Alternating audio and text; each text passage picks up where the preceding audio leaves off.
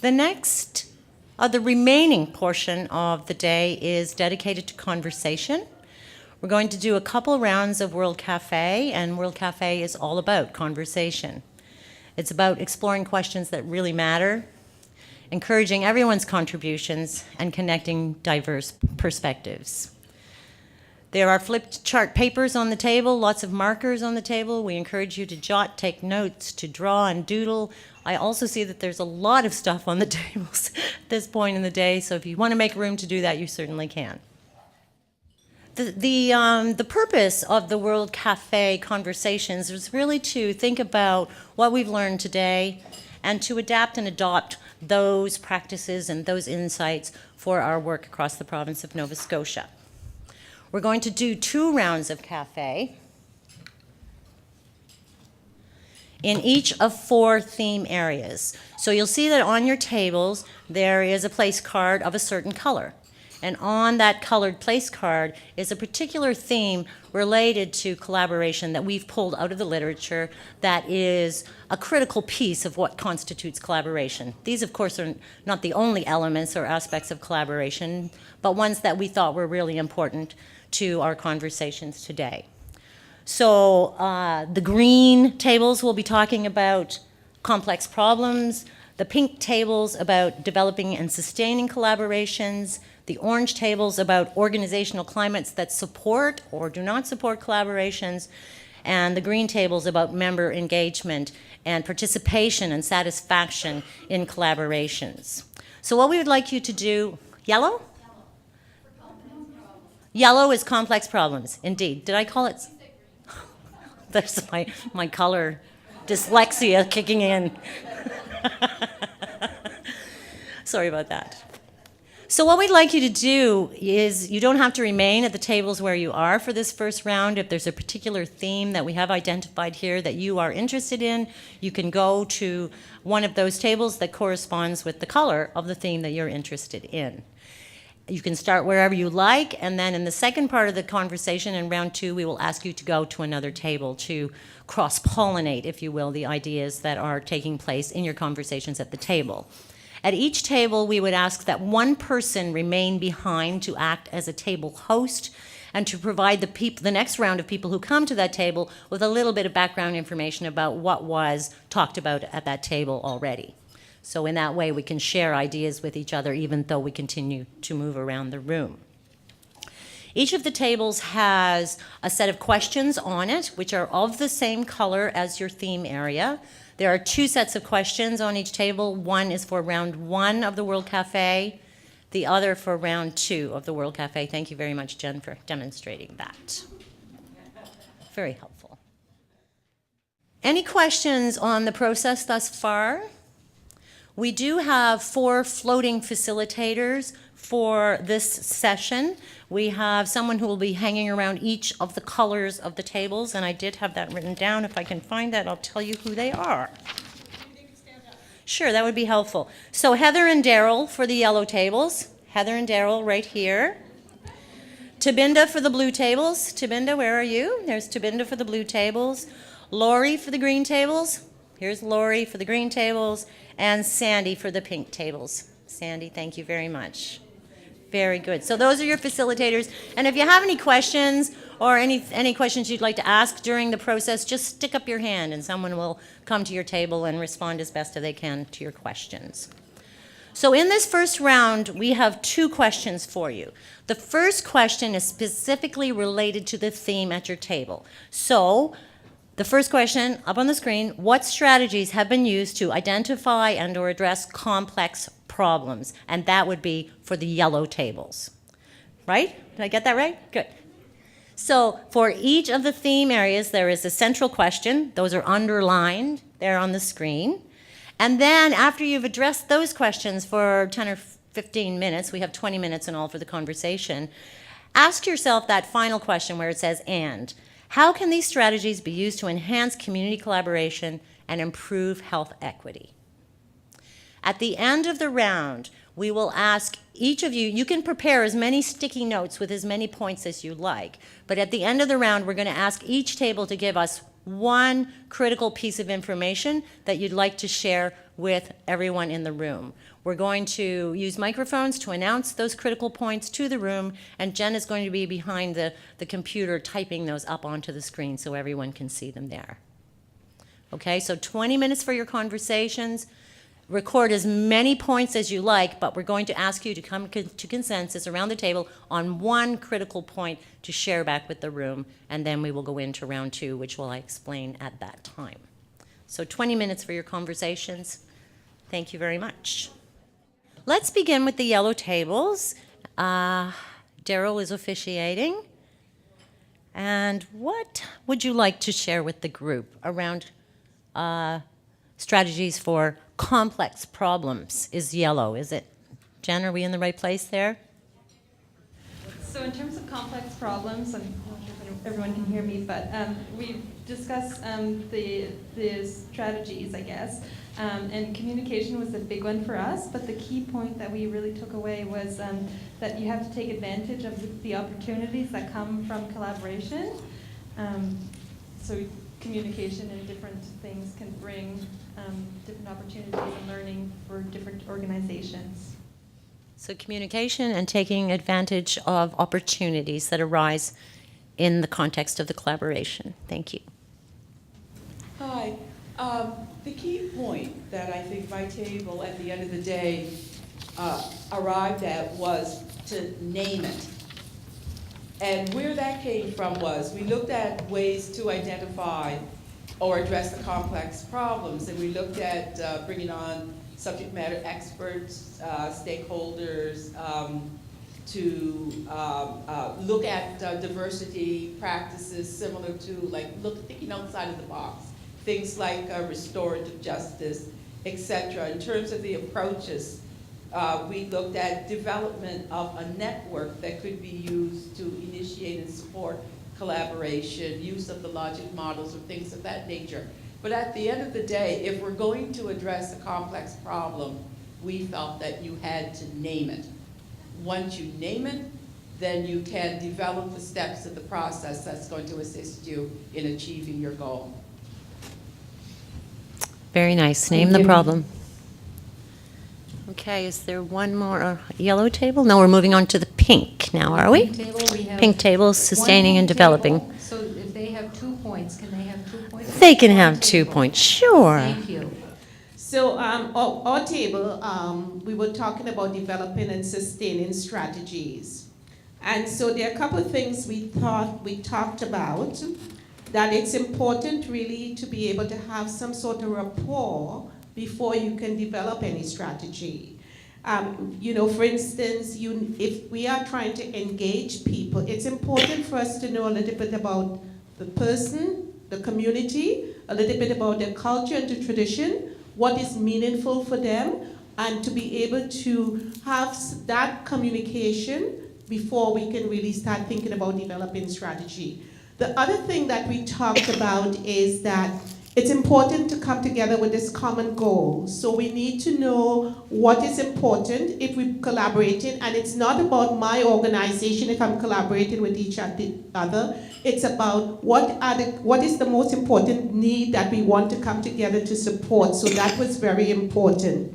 And what we talked about again is about the limitations, the time factor. So for instance, for engaging some partners, you just can't expect it to happen in a day or a night or a week. Really have to look at giving people that adequate time to be able to develop something. We saw developing and sustaining as 2 different things. So putting it together became a little bit complex. So we have chosen to talk about it separately. So this was about the developing piece.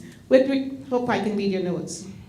So now we're talking about, with regards to the sustainability again. Again, the key factor was about being able to respond, being able to have what we need to be able to come together, being able to understand what each other partner bring to the table, and whether or not they do believe in the visions and the goals that we've set out in order for us to think about, can we work together and to be able to sustain that. Basically, I think that is what we talked about in a nutshell. Did I leave anything out? Okay, thank you. Oh, the blue tables? You're there to bend at the blue tables? Very good. We're talking there about organizational culture and organizational climate. So we thought it was important to have a balance of decision makers and community groups at the table using and embracing inclusive population and demographic data. Very succinct. Very nice. Thank you. Okay, the next table. Next blue table. All right, I'm known for my enthusiasm, but not my articulate nature. So on behalf of our group, we were discussing strategies, and we really got going, but trying to pull out the commonality among all the thoughts we were sharing and the activities we were sharing. I guess we can pull out the fact that really there are a lot of best practices that have a common thread in what we were talking about.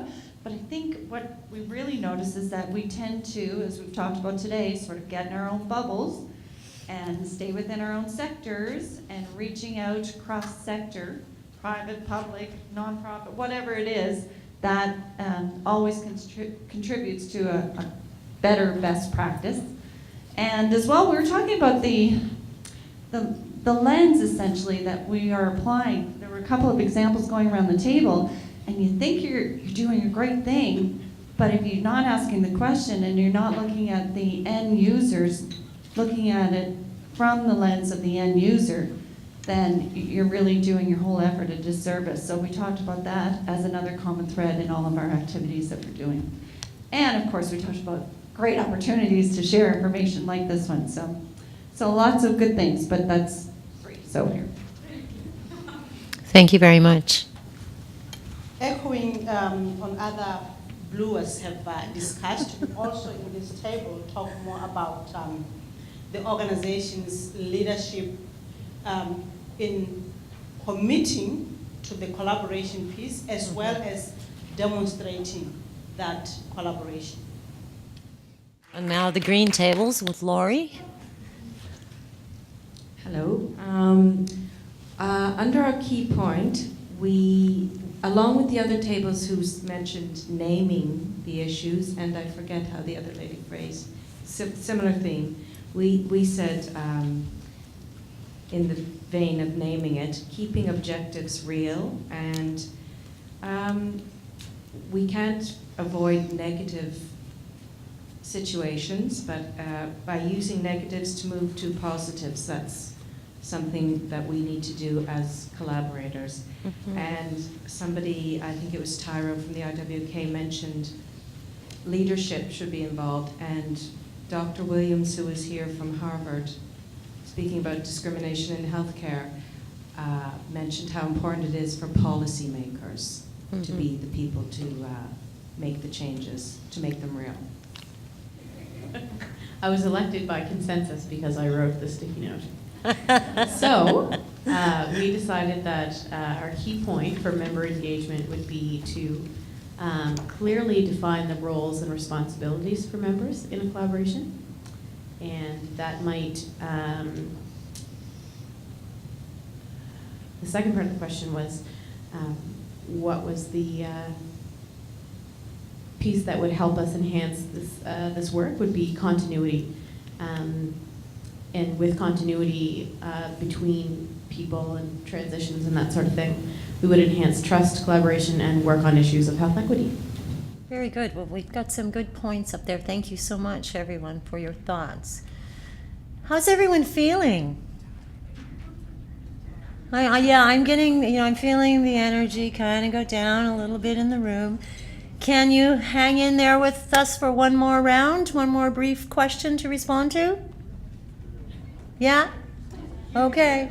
Brief. Everyone's saying brief. Okay, we can be brief. Okay, let's go to the next round. So let's begin. The question for this round is on the screen.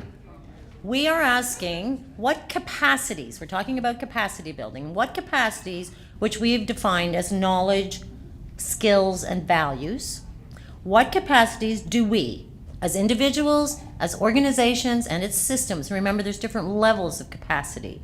So what capacities do we need to build or strengthen to increase collaboration that enhances health equity? What capacities do we need to build or strengthen?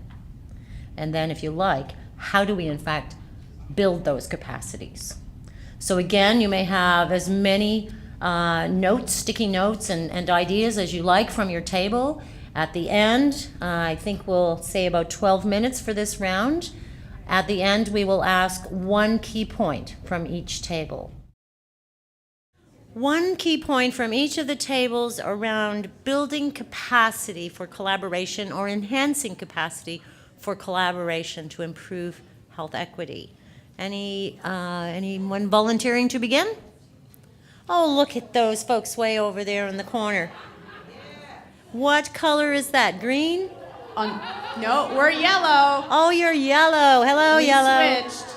Oh, you switched. We switched. We Okay. solved Okay. the complex problem of having to rotate by rotating our color. That was very clever. And also, Yes? second round in the afternoon, it's best to go first. So Yes, there. that was Thank you. very nice. I appreciate that, Lynn. Yes, So, very nice. we- Okay, complex problems, capacity building vis-a-vis complex problems. Right. So the qualities or the capacities that we identified, most importantly, would be respect, perseverance, diversity, and a willingness to look at root causes. But we talked most about respect and how we can have that to increase collaboration and enhance health equity would be to have common values and finding common language. Yes, very good. We saw one presentation in particular this afternoon that talked about that language respect issue, didn't we? Thank you very much. Any other yellow tables like to report? Let's stay with the yellow tables for now. We have another yellow table over here, please.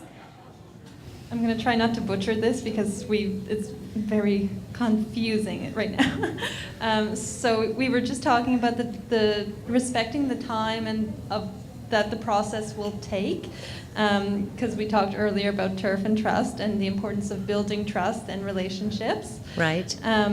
which are going to enable collaboration. And with that said, it's important to have the right people at the table. So the right people means people with common values, some people with resources who can also be advocates. So I was saying that I work in government, and I know that sometimes I'm the one with the resources and the monies. So I'm the one who has to advocate for my clients or for the groups. The right people also have to have compassion and information. So they have to be the people who live firsthand the complex problems that we're trying to solve. So these people have to be at the table to be able to address the problems in time, but also allowing for the process to take place and for the problem to be addressed efficiently, and not just going with guidelines and deadlines and things like that, like we often do. Mm-hmm. Mm-hmm. So, again, lively discussion, but I guess in the end, being really open and truly valuing that everybody has a voice and everybody can contribute knowledge and skills. So Sandy and the pink tables? Thank you. Again, we have one pink table. Oh, the So, ever-powerful They're pink going table? to be allowed 2 to 3 points. 2 to 3. 2 to 3. Okay. So our table, we talked about, when we talked about the capacity pieces, we talked about, first of all, there are different ways of knowing and doing things, and it's important to acknowledge that because things are not mutually exclusive. But the other piece we talked about is about the shared values and beliefs that you bring, that it really need to be genuine, we need to be empathetic and have compassion. In that way, it will we suspend judgment and we'll help people to have hope, which is very important. And again, if we're talking about whether it's an individual, organization, or a system perspective, we really have to equip people with whatever is needed to be able to fulfill that. So those were the 3 things for that. And how do we build or increase these capacities? Well, I think we talked about it's important to recognize the gifts and strengths others bring to the table and to be able to give them the opportunity to tell their stories, because in that way we'll be able to build and strengthen. And that's where the respect comes into place.